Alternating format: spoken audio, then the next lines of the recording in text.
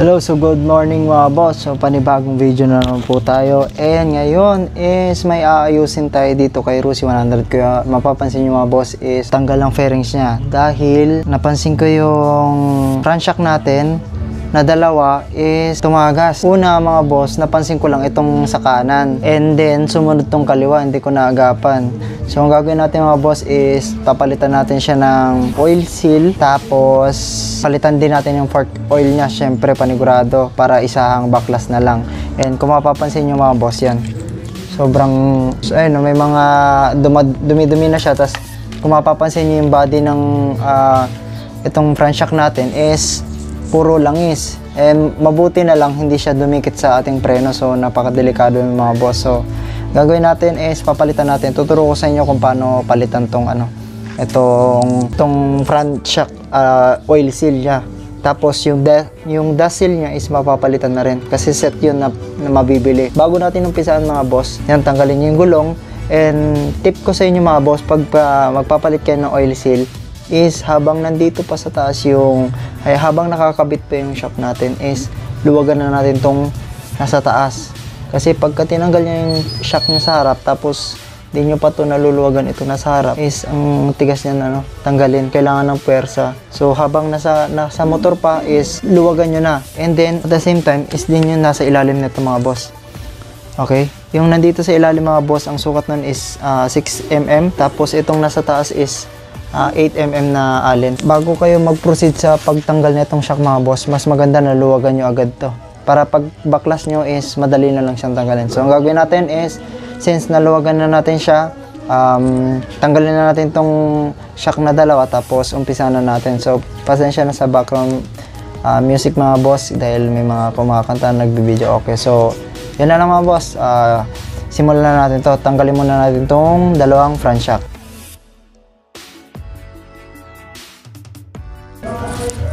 And bago tayo mag-proceed mga boss, paalala ko lang, itong size ng bolt na to is 13mm. So kung balak nyo mag-lowered o kaya mag-maintenance ng front shock is alam nyo na bibili nyo socket. So 13mm po itong sukat itong bolt. Yung apat na yan is 13mm. So yan, natanggal ko na. Lahat ng bolt is natanggal na. Pwede na natin ito mahugot.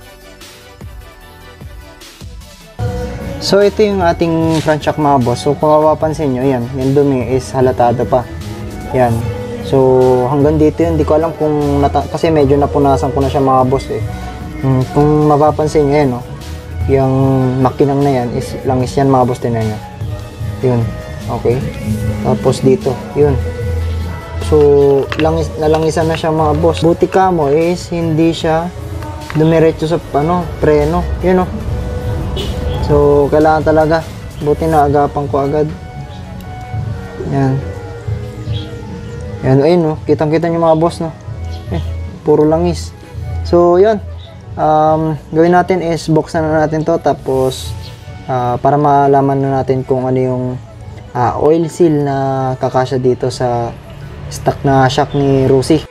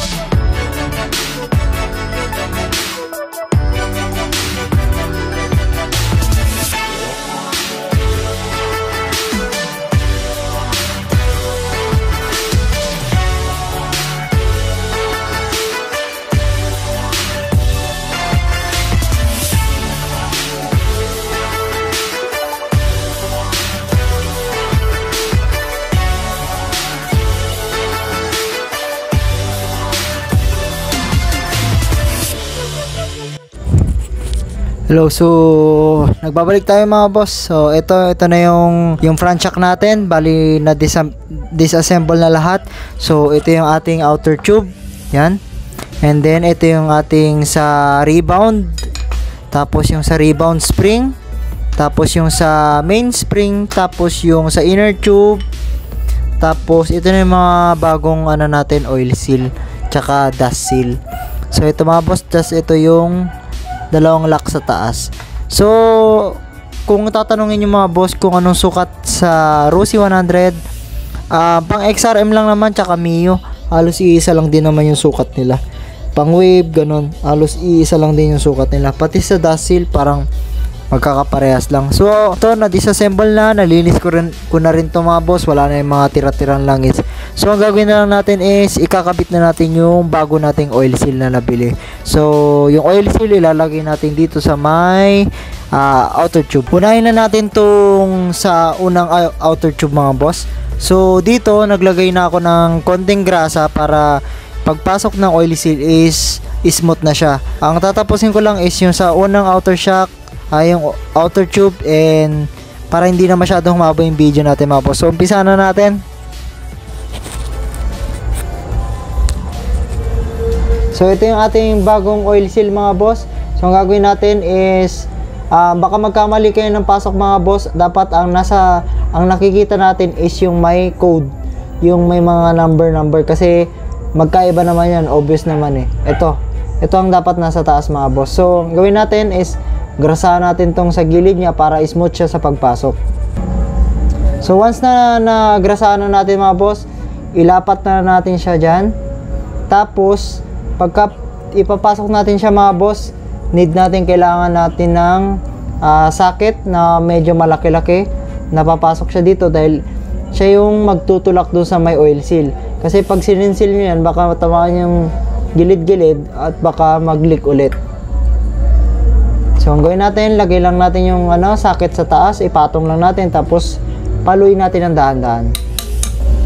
Tapos silip-silipin lang natin mga boss kung lapat na.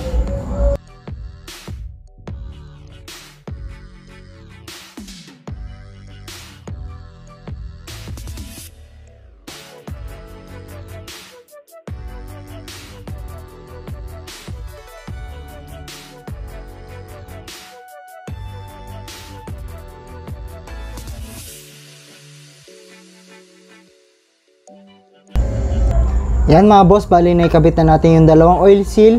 Ang gawin na natin is ilagay na natin yung kanyang lock. Ito na yung ating mga lock mga boss. Sa paglagay ng lock is napakadali lang. Since may groove siya sa ilalim, sa gitna, dun lalagay yung lock natin.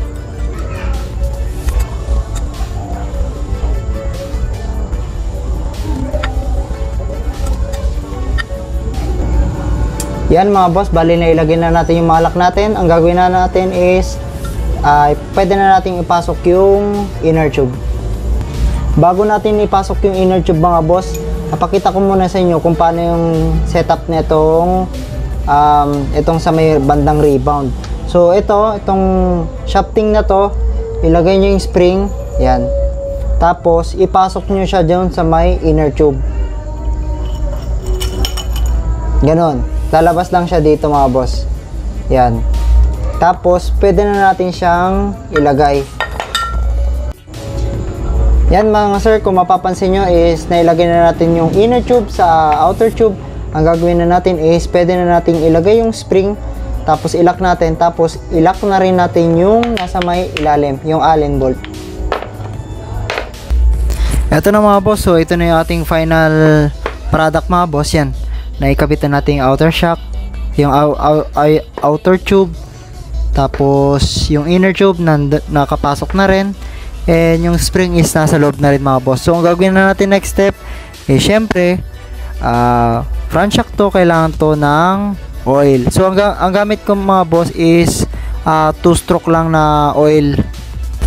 So mga boss, ito pala yung ating gagamitin. Ito yung Kingsfon 2T motor oil. So pang 2-stroke siya mga boss, so pwede naman siyang gamitin as a fork oil, pero kung may budget kayo, go for the yung talagang fork oil. Pero Sa tagal ko nang gumagamit ng mga tuti, wala namang problema.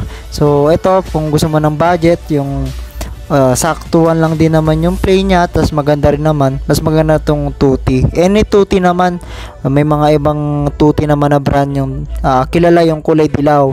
So ito is nakita ko lang, gusto ko lang i-try, and yun, ilagay na natin. So sa bawat shock mga boss, ilalagay ko is 60 ml. So mag-start kayo sa 60 ml mga boss, tapos kung medyo nalalambutan kayo, magdagdag lang kayo ng tig 10 lang hanggang sa makuha nyo yung gusto nyo. So ako usually gusto ko kasi medyo mabounce yung kasi single lang naman ako usually mag-drive. Ako lang naman, wala naman ako masyadong angkas. So ang ginagawa ko is yung gusto ko yung medyo makaldag yung play niya. So gusto ko yung medyo malambot para suabe lang. Ayoko din naman yung sobrang tigas, pangit din naman yung nakakangalay. So sa akin mga boss, 60 ml sa mga gantong shock okay na. Nasa sa inyo na yan kung dadagdagan nyo, or basta kung magdadagdag kayo mga boss is pa 10-10, and dapat pareha sila ng dagdag. Kunwari nagdagdag ka ng 10 dito, nagdagdag ka din ng 10 dito. So hila mga boss, so gagawin ko is lalagyan ko na ng oil. So ito mga boss yung kinalabasan ng ating paglalagay ng fork oil. So hindi pa masyadong mahigpit to mga boss, dahil ang pag-iigpit ko na to pagka nasa motor na. So tingnan nyo yung play niya mga boss. So ito yung ating fork oil. So once na natapos na natin lagyan ng fork oil, is pwede na natin ilagay yung dust seal. So ipakita ko muna sa inyo yung play niya.